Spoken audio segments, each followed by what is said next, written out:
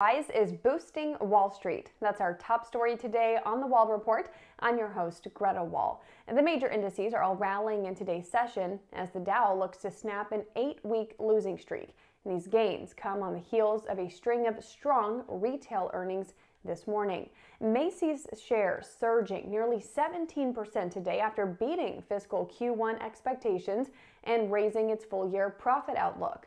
The department store chain did report adjusted earnings of $1.08 per share on $5.35 billion in revenue.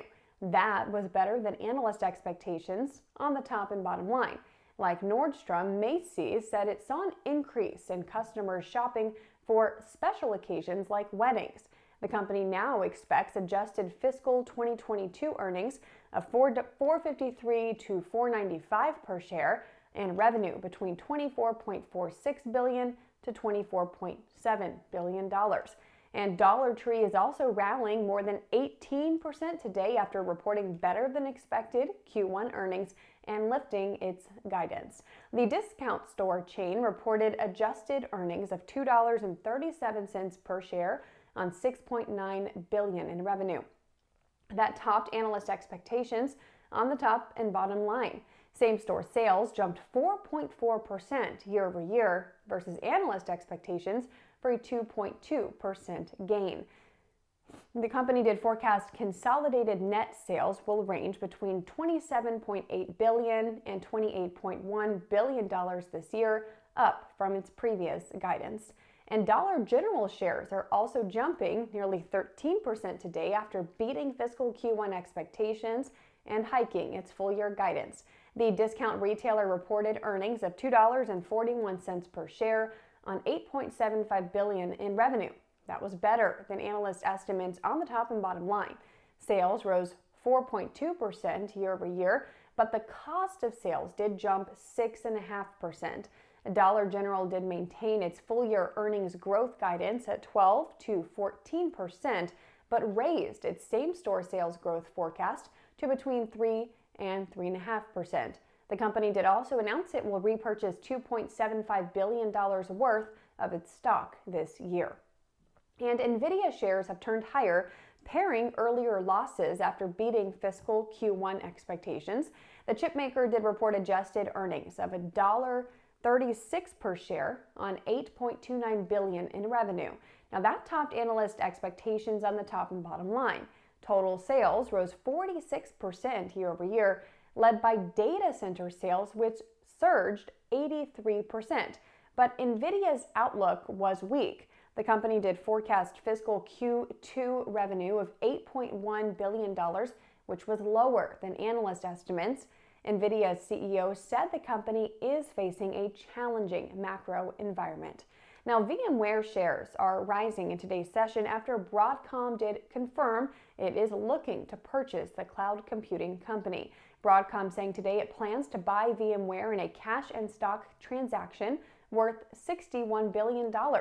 And that would make it the biggest acquisition this year, beating out Elon Musk's Twitter takeover. And speaking of that, Twitter shares are up today after Musk increased his personal equity commitment for that deal. An SEC filing late Wednesday showing Musk has agreed to finance $33.5 billion of the purchase with his own money. Now that eliminates his previous need to take out a margin loan against his Tesla stock, boosting the electric automaker shares in today's session as well.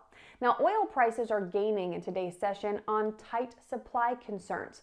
West Texas Intermediate crude futures jumping 3.6% to over $114 per barrel, while Brent crude futures are up nearly 3% to over $117 per barrel. The EU is still working to get Hungary on board with its ban of Russian oil imports, and a larger than expected drop in U.S. stockpiles is putting more pressure on the market. The Energy Information Administration reporting that crude inventories fell by 1 million barrels and gasoline stockpiles were down by 500,000 barrels last week. And as the U.S. enters peak driving season this weekend, gas prices hit another record high for the 17th day in a row.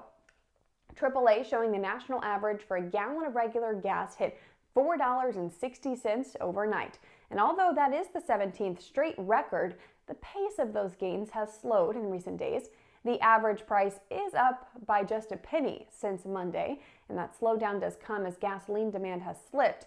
The EIA reporting demand stood at 8.8 million barrels per day last week, which is about 700,000 barrels per day lower compared to this same time a year ago.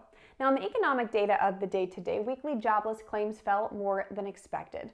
The Labor Department reporting 210,000 Americans filed initial claims for unemployment benefits last week. That was down 8,000 from the previous week and better than expectations for 215,000. But continuing claims did rise unexpectedly by 31,000 to 1.35 million in the week ending May 14th. The data shows the U.S. labor market remaining extremely tight. And the U.S. economy contracted more than originally estimated at the start of 2022. The Commerce Department releasing its first revision of Q1 GDP growth today. That revision shows the economy shrank 1.5% last quarter, up from the initial estimate of a 1.4% contraction. Now, most of that contraction was due to the surging trade deficit. Consumer spending in Q1 was actually revised higher to a 3.1% gain from the initial 2.7%. And pending home sales tumbled in April as high prices and rising mortgage rates spook home buyers. The National Association of Realtors reporting the number of contracts signed to purchase a home dropped 3.9% last month. That was sharply higher than expectations for a 2% decline and marks the sixth straight month that pending sales have fallen.